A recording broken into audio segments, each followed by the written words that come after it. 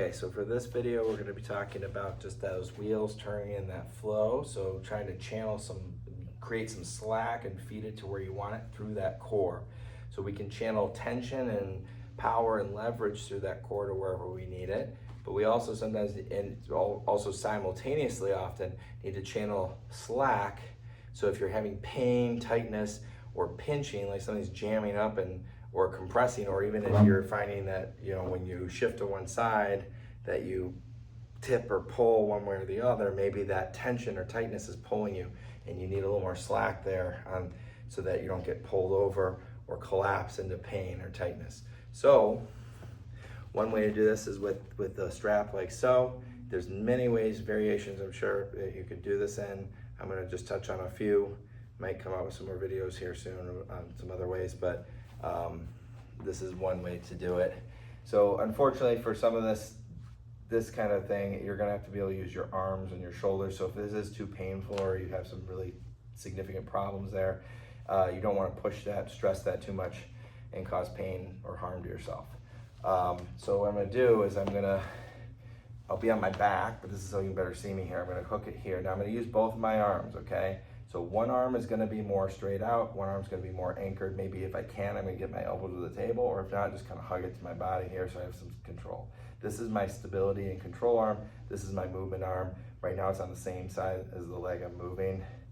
So I'm kind of moving them together like this, okay? But I'm trying not to scrunch, shrug on that shoulder.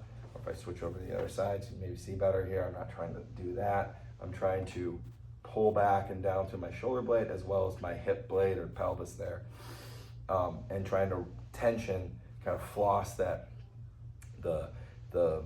fascia, the connective tissues and the muscles, those chains, those myofascial chains, as well as maybe the nerves themselves or the spinal cord down through the sciatic nerve in this case. So that can be a factor as well, okay? So I'm kind of leveraging here, anchoring on this far side, leveraging here. This is a lot if you're upright, especially with those shoulder situations. So what I'm gonna do is I'm gonna lie down on my back, and hopefully you can see this okay. Maybe switch my feet here, okay? I'll do it at a little angle so you can see better.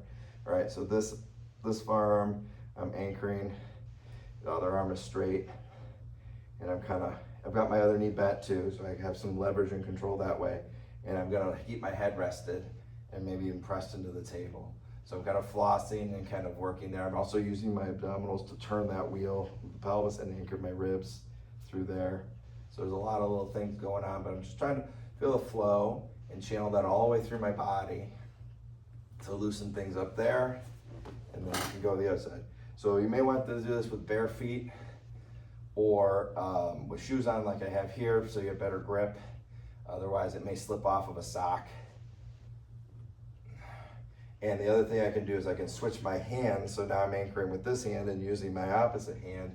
Not that I need to pull it over too much, but it can help to connect some things differently through those chains. And that feels pretty good right there. And I can anchor and pull through opposite there. That one's a little tight.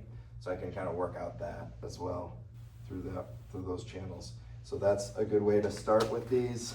And then I'm just gonna make another video here to progress this into more of an upright or as an alternate way of doing it.